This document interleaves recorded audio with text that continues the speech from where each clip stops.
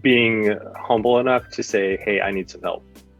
I think leaders oftentimes are leaders because they're willing to bear the brunt, right? They're willing to do the work and take on the extra assignments and get things done, which is essential.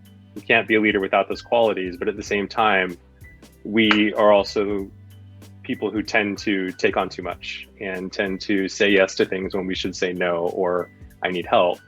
And there was a very pivotal moment during that experience where, it was probably several weeks before the event, and some things were coming down to the wire and the pressure was just high. And I realized that, I really needed some help from the team that I wasn't asking for.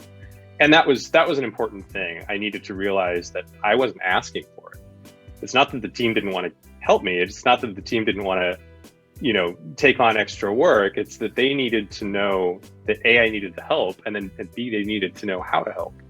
So it was bringing that to them, and being honest and open about that, where people said, oh, let me take that off your plate, or, I can volunteer some extra hours here or there.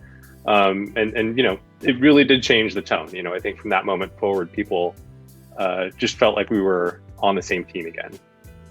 I think that's a great kind of busting that myth that the leader has to know everything and do everything, right? Yeah. There's a sense, and I've worked with several leaders where we work with them over time to give up control. There was a tech company that I was working with, and the leader wanted to do everything, and he had to learn how to start giving people space and allowing people maybe not to do it at 100%, but be okay with 90 or 80% of the vision. Yeah.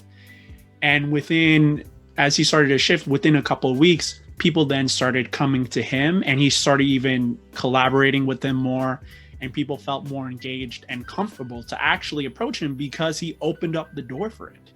He made the space saying, look, I know I'm like this, and I know that I can't do it all on my own. And the team stepped up, just visiting him time and time again, saying, hey, we need help with this. What do you think about that? And then they would take the task and go do it instead of just leaving him with it. So it allowed him the space also to then focus on the more important things.